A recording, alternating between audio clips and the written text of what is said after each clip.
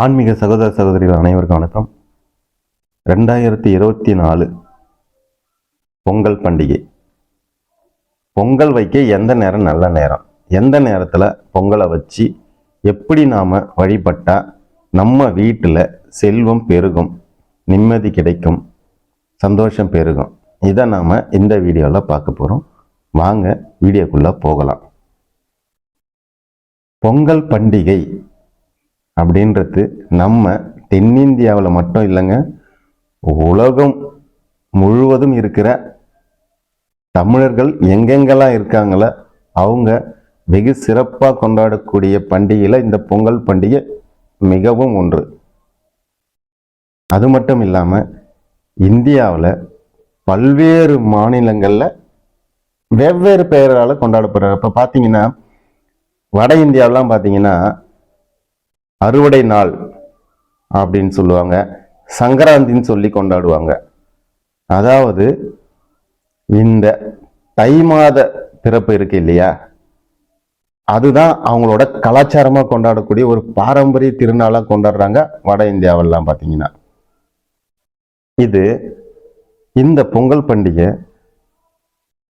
ஜோதிட ரீதியாகவும் இந்த தை மாத பிறப்பு வந்து ஒரு முக்கியத்துவம் வாய்ந்த நாளா சொல்றாங்க. அப்படி என்ன அப்படின்னா, சூரிய பகவான் இருக்கார் இல்லையா, அவரு வடக்கு நோக்கி பயணிக்கிறார். எப்ப? அந்த தை மாத பிறப்புல தான்.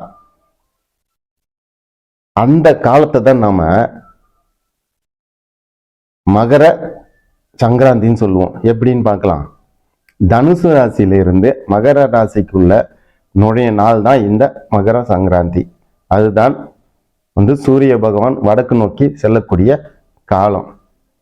இந்த நாள்ல வானத்துல மகர நட்சத்திரம் தோன்றும். இதுதான் தனிச்சிறப்பு.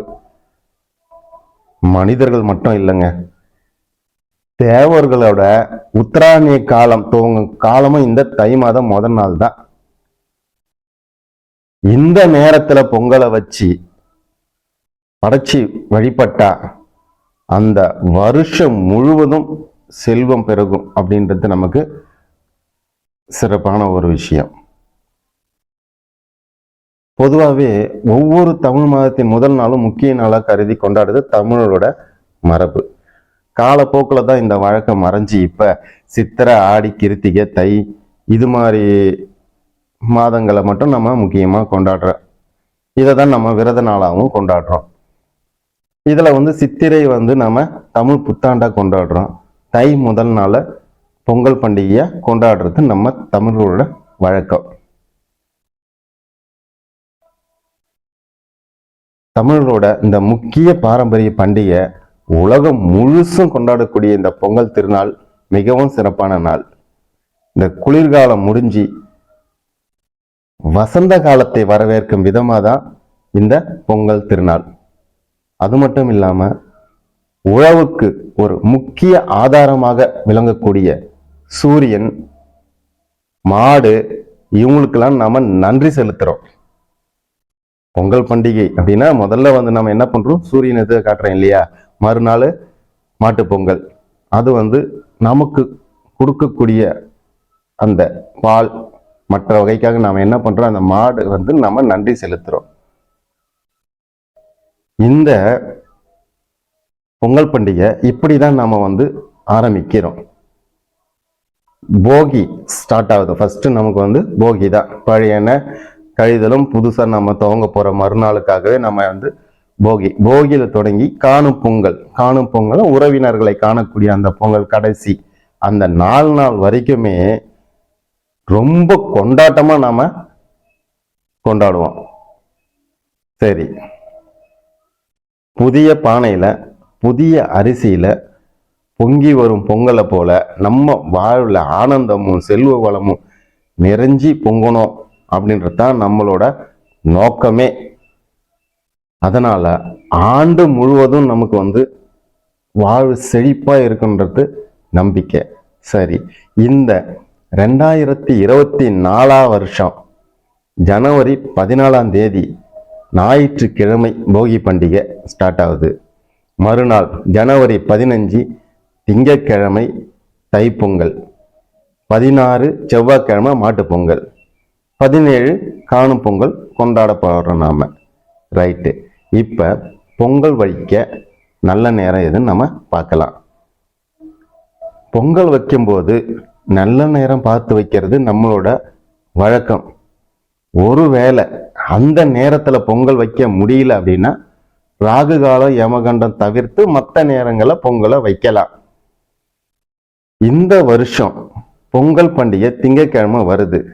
அதோட அன்னைய தினம் கரிநாளும் கூட. அந்த தினத்துல காலை 7:30 மணி முதல் 9 மணி வரை ராகு காலம், இது எல்லாருக்கும் தெரியும். அதே போல 10:30 மணிலேருந்து 12 வரை யமகண்டம், இதுவும் உங்களுக்கு தெரியும். இதனால இந்த நேரங்களை தவிர்த்து பொங்கல் வைக்கலாம். சரி, பொங்கல் வைக்கிறதுக்குனே உகந்த நேரம்னு பார்த்தீங்கன்னா காலையில 6:30 முதல் 7:30 வரைக்கும். காலையில 6:30 மணி முதல் 7:30 மணி வரைக்கும் பொங்கல் நாம வைக்கலாம். அதுக்கடுத்து பார்த்தீங்கன்னா ராகு காலம் முடிஞ்சு 7:09 முடிஞ்சு 9:30 மணி முதல் 10:30 மணி வரைக்கும் பொங்கல் வைக்கலாம். இந்த 2 நேரம் காலையில 6:30லேருந்து 7:30 வரைக்கும், அப்படி இல்லைன்னா ராகு காலம் முடிஞ்சு 9:30லேருந்து 10:30 வரைக்கும். இந்த 2 நேரங்கள் மிகவும் சிறப்பான நேரம் பொங்கல் வைக்க. சரி, அடுத்து நம்ம மாட்டு பொங்கல் வைக்கிறதுக்கு நல்ல நேரம். மாட்டு பொங்கல் வைக்கிறதுக்கு நல்ல நேரம் காலையில 11 மணில இருந்து 1 மணி வரைக்கும் சிறப்பான நேரமா இருக்கு.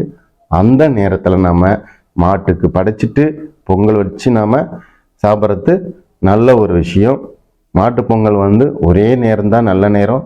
11 மணி முதல் 1 மணி வரை, பகல்ல காலையில 11 மணிலிருந்து 1 மணி வரைக்கும் பொங்கல் வைக்கிறது சிறப்பான நேரம். சரி, நாம பொங்கலை எப்படி வைக்கலாம், எப்படி அதை நாம படைக்கணும், எப்படி படைச்சா சிறப்பு அப்படின்றத பார்க்கலாம் வாங்க. ஒரு புதிய மண்பானை வாங்கிக்கோங்க. அப்படி இல்லை அப்படின்னா பித்தளை குண்டா சொம்பு அது மாதிரி பொங்கல் வைக்க தேவையான அளவுக்கு சின்னதா ஒரு மண்பானை, அப்படி இல்லைன்னா பித்தளை. இந்த பொங்கல் வைக்கக்கூடிய அந்த பானையில வாங்கின்னு வந்துடுறீங்களா, அந்த பானையில மஞ்சள் குங்குமம் கழுவிட்டு மஞ்சள் குங்குமம் வச்சு அதோட வாய்ப்பகுதியில, அதாவது தலைப்பகுதி இருக்கு இல்லையா, அதில் இஞ்சி மஞ்சள் கொத்து பூவு இதையெல்லாம் சுத்தி நம்ம என்ன பண்ணணும், அடுப்புல வைக்கணும்.